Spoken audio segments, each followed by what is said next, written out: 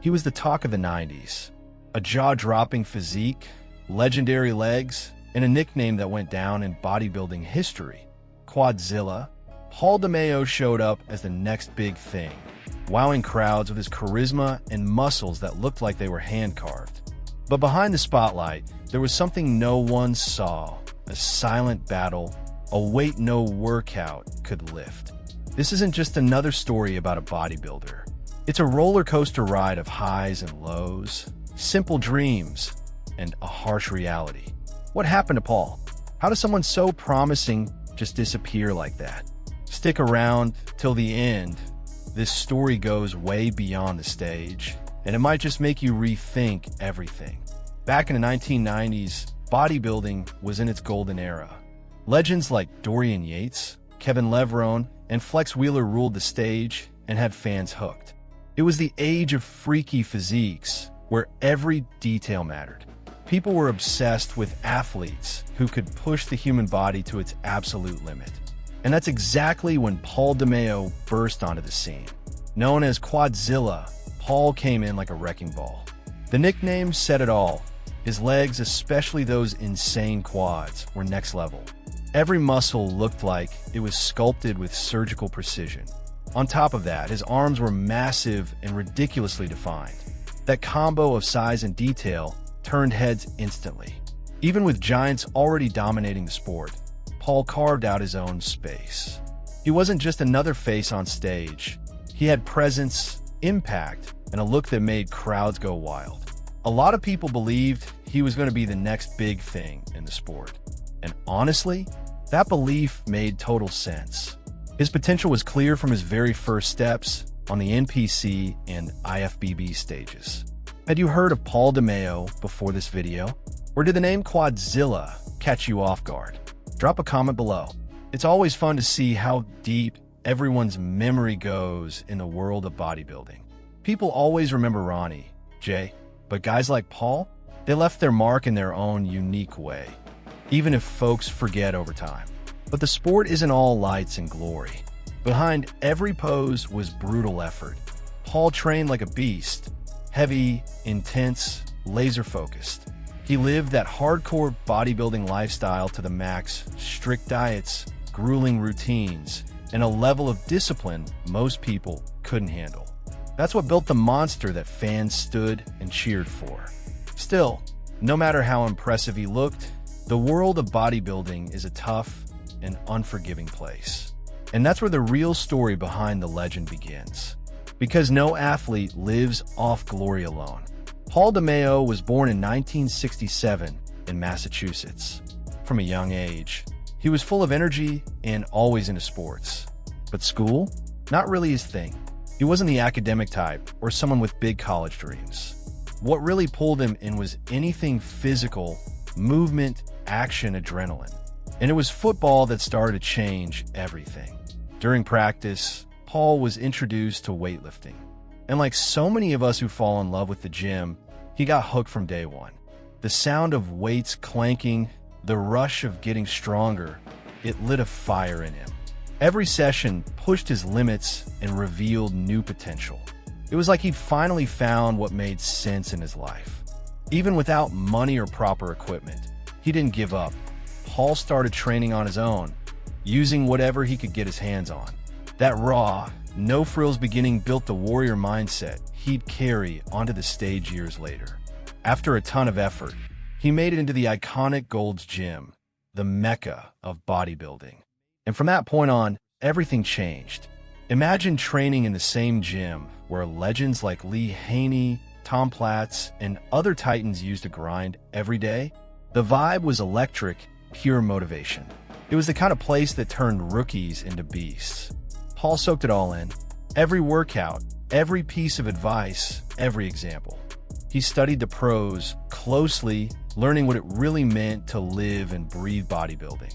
Discipline, sacrifice, brutal routines, they all became part of his daily life. And soon enough, he started to stand out. That athletic teenager was morphing into something way bigger. Every session made his physique more jaw-dropping. And Paul didn't want to be just another guy with muscles. He was set on competing, on showing the world what he was building through blood, sweat, and sheer willpower. That was the beginning of the legend, known as Quadzilla. Paul's first competition was in 1987 at the Massachusetts Championships. He was still a teen, competing in the junior division, but his physique was already well above average. The result? He walked out with the winner's trophy. That was the first step in a journey that would only pick up speed. The stage felt like home. After tasting victory, Paul decided to take bodybuilding seriously as a career. He started entering major amateur competitions across the U.S., including the NPC Junior Nationals. With every show, his physique kept evolving. More mass, better definition. His dedication was obvious, and judges started to take notice. He wasn't just a potential star anymore. He was the real deal. Through ups and downs, Paul kept climbing in the competitive scene. Then came a huge moment in 1991. He placed second at the NPC Nationals, losing by just 1 point to Kevin Levrone. One single point. Can you imagine that? One tiny detail separating first from second place. But even without the win, he left the stage as a rising star. That almost win put Paul on a map in the bodybuilding world. His name started popping up next to the top names of the new generation. He had the look, the charisma, and a story of grit and hustle. Fans were taking notice. Many believed he'd be stepping on the Mr. Olympia stage soon, and they weren't wrong. 3 years later, in 1994, Paul came back swinging at the NPC Nationals. And this time, he crushed it. He won his class and took home the overall title. It was the biggest moment of his career so far. The dream of turning pro finally came true. He had his IFBB Pro card in hand. With the national title locked in, the path to Mr. Olympia was wide open. He was now officially among the best in the world. It was peak recognition, the point where all the sacrifices finally seemed worth it. But with glory came pressure. And you know how it is at the top. The weight of expectations is relentless. Ever wonder what's going through the mind of someone who's trained their whole life to get to that moment? How much hope, fear, and pressure fits inside one championship title? Paul had the world at his feet. But what happened next? After his win at the NPC Nationals, Paul officially became a star. His face started popping up in all the big fitness mags like Muscle and Fitness and Flex magazine. He was on covers doing supplement ads and showing up in training videos. That was the peak. His image was gold. Even people who never saw him compete knew exactly who he was. Paul became a well-known name both on and off stage. You'd see him at autograph signings, fitness expos, and in commercials aimed at the hardcore gym crowd. He had charm, and his physique turned heads everywhere. Those massive legs? Practically a trademark. No wonder the nickname Quadzilla stuck with him for life. But with fame came massive pressure. Fans expected constant progress. Sponsors wanted results. Judges picked apart every tiny detail. At that level, even a small flaw becomes a big deal. And pro bodybuilding doesn't go easy on anyone. Despite his insane physique, Paul had one weakness that started to weigh him down: his back. Compared to the top guys at the time, he lacked the same thickness and width in his lats. And in bodybuilding, that could be a deal breaker. At the pro level, where everyone looks like a superhero, the difference comes down to fine details. Because of that, even with all his talent, Paul couldn't quite crack the top spots in the biggest shows. He still made an impact, but he couldn't stand toe-to-toe with guys like Dorian Yates, who dominated with a ridiculously balanced and brutal physique. The shadow of the era's titans started to dim his shine. Still, fans stuck with him. His style and story inspired people, especially those without perfect genetics who still wanted to succeed in the sport. And that kind of inspiration doesn't always show up on stage, but it hits hard behind the scenes. Think about how many people kept lifting because of Paul. Then came the big moment. Paul DeMayo stepped onto the Mr. Olympia stage in 1995. It was the peak of his pro journey, but the outcome wasn't what anyone hoped for.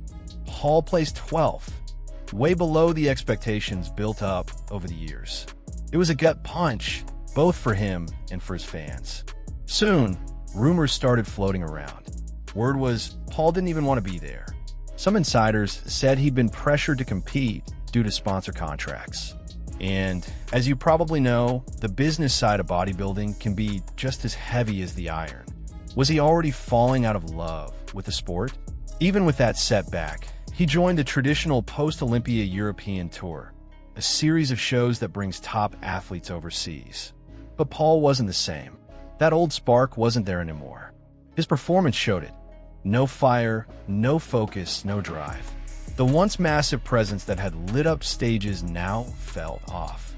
He was still huge, of course, but something was missing. The energy that used to electrify the crowd just wasn't there. And if you've ever seen an athlete lose that shine, you can feel it instantly when something's changed. With disappointing results and growing emotional burnout, Paul quietly stepped away from the stage. No big farewell, no dramatic goodbye. He just stopped competing. Sometimes the end doesn't come with applause, it comes with silence. And that's how Quadzilla left the sport, with less fanfare than he deserved. His early retirement caught a lot of fans off guard. He still had age and size on his side, at least on paper, but only he knew what he was carrying inside. The mental fatigue, the frustration, the crushing pressure, it all added up. That chapter closed quietly, but sadly, it wasn't the end of the story. For all the fame and muscle, Paul DeMayo was deep down a simple guy. His biggest dreams had nothing to do with fortune or fame. He just wanted to open his own gym, marry someone special, and live a peaceful life. Nothing flashy, just peace and purpose. And that says a lot about who he really was beyond the spotlight. But when his career fell apart, those dreams started slipping through his fingers. The financial struggles hit hard. No more contests, no more contracts, no more spotlight. His income dried up fast, and with it came frustration. Imagine having everything for a moment, only to suddenly feel completely lost. That emptiness started to swallow Paul whole. The emotional burnout and his fallout with the sport opened the door to something darker. He got involved with drugs and slipped into an increasingly unstable lifestyle. That laser-focused athlete we once knew started to fade, replaced by someone broken, someone adrift. Reality became too heavy to carry, and rock bottom was closing in. Eventually, everything collapsed. Paul was arrested for attempted murder and drug possession, a shocking headline for anyone who knew him as the athlete. The news made waves and caught a lot of people off guard. How did this icon end up in a police blotter? How did his path veer so far from the dream? Then came an even darker truth. Paul was addicted to heroin, a brutal addiction that ruins lives every single day. He was fighting to hold on to some shred of dignity, but heroin is ruthless. Every relapse dragged him down deeper. Can you imagine the weight of that kind of internal war? The story that started with muscles and glory had now become one of pain and isolation. Few people knew how to help him, and sadly, most only remembered the giant legs, forgetting the man behind the nickname. In 2005, the bodybuilding world was hit with heartbreaking news. Paul DeMayo was found dead. It was his father who discovered him, a scene no parent should ever have to live through. The official report said it was an accidental heroin overdose. That was the end of a life marked by glory, downfall, and deep pain. But was that really the whole story? As time passed, theories started popping up, raising questions about what really happened. Some suspected police involvement, while others believed it may have been payback from drug dealers. Paul's chaotic past with addiction and dangerous circles left room for doubt. The official cause was an overdose, but the mystery still lingers. Greg Valentino, a close friend of Paul's, gave a more personal take on his downward spiral. According to Greg, everything started falling apart after Paul split with his longtime girlfriend. That relationship had been one of Paul's emotional anchors, and when it ended, he crumbled. That heartbreak opened the floodgates for bad influences, and addiction took over. Greg said that after the breakup, Paul became vulnerable. Wrong friends, bad choices, and an emotional void that kept getting bigger. Heroin came in as a way to escape, but soon became a cage. Like so many others caught in that cycle, he faded little by little. The athlete became just a shadow of who he once was. What's really heartbreaking is realizing how someone so physically strong could be so fragile inside. Paul had giant muscles, but his heart was shattered. And that makes you think, how many people we admire are silently fighting battles we can't see? How many smiles hide pain we never guess is there? His death left a hole in the hearts of those who followed him from the very beginning. Paul could have been one of the greatest legends in the sport. But instead, his story became a warning. A reminder that fame, muscle, and glory aren't enough to carry someone through a lifetime. You got to take care of your mind, your emotions, and the people around you. So now I ask you, what are you taking away from this story? Paul DeMayo was more than Quadzilla. He was a human being with dreams, struggles, and a tragic end that didn't have to happen. Let his journey be a lesson. A reason to focus more on what truly matters. Because real strength goes way beyond what you see in the mirror. Paul's story shows us that physical strength doesn't always come with emotional strength. Behind the nickname Quadzilla was a man with simple dreams, deep pain, and silent battles. He conquered stages, magazine covers, and fans' hearts. But he couldn't win the toughest fight of all, the one inside himself. And that makes you wonder, how many people around us are going through something similar? If this story touched you in any way, hit the like button. It really helps the channel keep bringing stories that go deeper than what meets the eye. And tell me in the comments, had you heard of Paul before? What hit you the hardest in his journey? I read everything and reply to as many as I can. Oh, and don't forget to subscribe. Here, we talk about bodybuilding with depth, respect, and honesty. If you're into that kind of content, you're in the right place. Hit the bell too, so you don't miss the next videos. They're only getting better. And if you want to keep diving into powerful stories from a sport, check out the video in the card above and in the description. It's another case that'll surprise you and make you reflect on what really matters in this lifestyle. Thanks for watching all the way to the end. Paul's story is tough, but it needed to be told. Let's not forget it, and let it serve as both a warning and an inspiration. See you in the next video.